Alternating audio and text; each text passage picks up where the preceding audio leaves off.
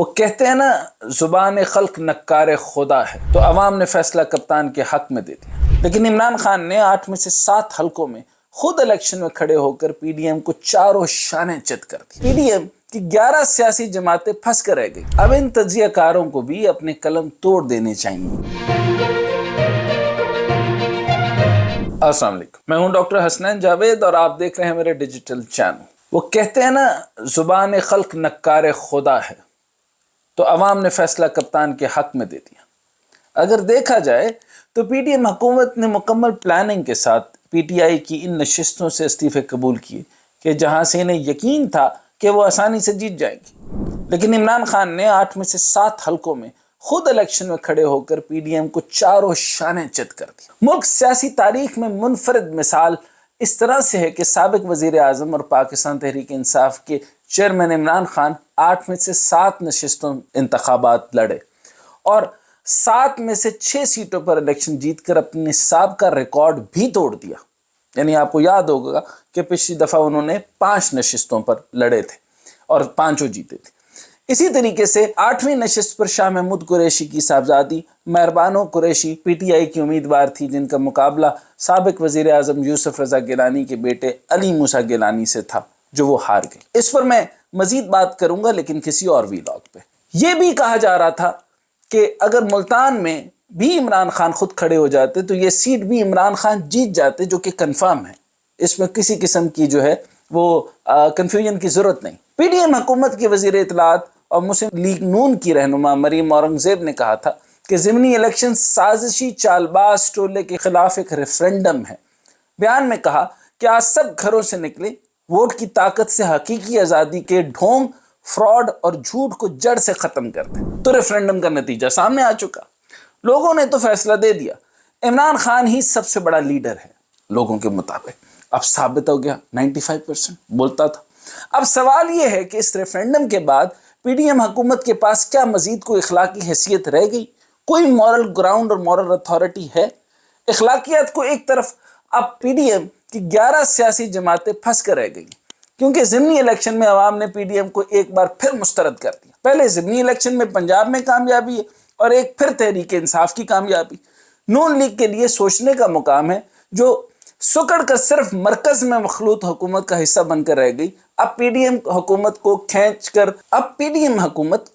22 صورتحال میں پھنس چکی ہے، کیونکہ اگر حکومت کو طوالت دیتی ہے تو مزید غیر مقبول ہو گئی، اور اگر الیکشن کرواتی ہے تو اسے ڈر ہے کہ عمران خان 2 یا 3 تہائی اکثریت لے جائے گا۔ پی ٹی آئی کے کارکنوں کے بارے میں یہ تاثر دیا جاتا ہے کہ وہ کپتان کے جلسوں میں تو بڑھ چڑھ کر حصہ لیتے ہیں، مگر ووٹ ڈالنے میں جلسے جلوسوں جیسے جوش و خروش کا مظاہرہ نہیں کرتے، یعنی الیکشن کے دن گھروں سے ہی نہیں نکلتے۔ اس کے علاوہ کچھ صحافی اور تجزیہ کار یہ بھی تجزیے کرتے نظر آتے تھے کہ عمران خان سوشل میڈیا پر تو بہت مقبول ہیں اور میڈیا میں ان رہنے کا ہنر جانتے ہیں، مگر حلقے کی سیاست کو نہیں سمجھتے، اور ان کا ووٹر جو نوجوان طبقے سے تعلق رکھتا ہے سوشل میڈیا پہ عمران خان کے بیانیے کو تو ضرور فروغ دیتا رہتا ہے، مگر نچلی سطح پر بیانیے کو منتقل کرنے میں ناکام رہتا ہے۔ لہٰذا یہ گھروں سے نکل کر پولنگ اسٹیشن کا رخ خود بھی شاید کم کرے گا اور دوسرے ووٹرز کو بھی، یعنی معاملات کو خراب کریں گے۔ اب ان تجزیہ کاروں کو بھی اپنے قلم توڑ دینے چاہیے، کیونکہ ضمنی الیکشن میں عمران خان کے ساتھ ساتھ ان کے ووٹرز نے بھی ٹرن آؤٹ کا ریکارڈ قائم کر دیا۔ اب نون لیگ والے اب کہہ رہے ہیں کہ نواز شریف کو واپس لایا جائے تاکہ جنرل الیکشن میں کچھ ساکھ بچ جائے، لیکن ضمنی الیکشن کا جو نتیجہ نکلا اسے دیکھ کر شاید نواز شریف بھی سوچ رہے ہوں گے کہ واپس جایا جائے یا نہیں۔ یہ تمام صورتحال جو آپ کے سامنے رکھی گئی ہے، اس میں آپ کو کلیئر ہو گیا اور آپ نے معاملہ بہت کلیئرٹی کے ساتھ دیکھ لیا کہ یہ سارا معاملہ ایک گیم چینجر ہے۔ اس طرح یہ انپریسیڈنٹڈ ریزلٹس ہیں۔ اس سے پہلے آپ کو بہت سارے سوالات جو تھے ان کے جوابات مل گئے۔ ایک یہ کہ لوگ کیا چاہتے ہیں۔ پہلے تو ٹرن آؤٹ نہیں ہوا کرتا تھا، آپ نے دیکھا تھا لوگ ووٹ دینے کے لیے نکلا نہیں کرتے تھے۔ خان صاحب ایک ایسا فینومینا رہے ہیں کہ جنہوں نے نئے ووٹرز پیدا کیے۔ پہلے یاد ہوگا کہ جب وہ الیکشن میں کمپین میں آئے تو 1 کروڑ ووٹرز نئے آئے تھے، یوتھ ساتھ آنا شروع ہو گئی، اور پھر اسی طریقے سے اب آپ نے دیکھا کہ ایک فیکٹر یہ لیا گیا کہ اوورسیز کا جو ہے وہ 90 لاکھ سے زیادہ ووٹر جو ہے وہ اپنے ووٹ کا رائٹ اس لیے مانگ رہا تھا تاکہ وہ خان صاحب کی وجہ سے اس معاملے کے اندر الیکشن اور الیکشن پروسیس اور سیاست سے جو لوگ جان چھڑاتے تھے اور سمجھتے تھے کہ یہ گندا ایک پروسیس ہے جس کے اندر نہیں جانا چاہیے اور سیاست کوئی شریف لوگوں کی چیز نہیں ہے. بہرحال ایک چیز کلیئرٹی کے ساتھ سامنے آ گئی کہ یہ جو ہے وہ ریالٹی ہے کہ اگر اپنا رائٹ مانگنا ہے، اپنا حق مانگنا ہے تو آپ کو سیاست کرنی پڑتی ہے، اور یہ ایک پازیٹیو چیز ہے، اور اس سیاست کا مطلب ہی یہ ہے ٹو ٹیک یور رائٹس. سو اب یہاں پر ایک تو معاملہ یہ ہو گیا. دوسری کوشچن جو ہے وہ بہت بڑا کوشچن مارک ہے جس کا میں اگلے ویلاگ میں جواب دوں گا. ایک تو موروثیت پہ بڑا کوشچن مارک آ گیا، پھر جو بڑی سیاست تھی، بڑے جو خاندانوں کی سیاست تھی، بڑا نظام کی سیاست تھی، اس پہ بہت بڑا کوشچن مارک آ گیا.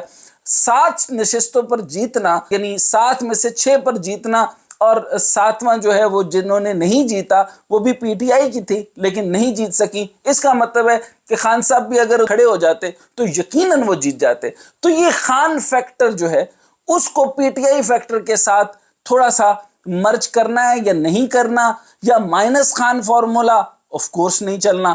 لیکن یہ ثابت ہو چکا کہ قوم کس طرف جانا چاہتی ہے، کیا چاہتی ہے، کس طرف ان کا ٹرینڈ بن رہا ہے، مائنڈ سیٹ کہاں ہو گیا ہے، تھنکنگ پیٹرن کس طرف جا رہے ہیں. یہ اندازہ اب آپ کو کچھ عرصے کے اندر ہو جائے گا، اور یہ کس رخ جانا چاہیے ہم اگلے ویلاگ کے اندر یہ ڈسکس کریں گے کہ اب جو ہے وہ ایسے حالات بن چکے ہیں، ایسے سازگار حالات بن چکے ہیں جس کے اندر بہت سارے کوسچن مارک آپ کے کانسٹیٹیوشن پہ لگ گئے، بہت ساری امینڈمنٹس پہ لگ گئے، اور بہت ساری امینڈمنٹس جب صرف اس بات پہ ہوں کہ صرف اور صرف یہ قانون اور کانسٹیٹیوشن جو ہے وہ نیب زدہ لوگوں کو اگر بل کو کلین چٹ دے دیتا ہے ود ان نو ٹائم، تو پھر اس کے بعد ایک اور سسٹم اور ایک اور سٹرکچر جو اس ملک کے لیے ایک نہایت ہی منظم نظام لے کر آئے گا، اس کے اوپر امینڈمنٹس کیوں نہیں ہو سکتی، اس کا جائزہ کیوں نہیں لیا جا سکتا، اس کا سٹرکچر کیوں نہیں بنایا جا سکتا.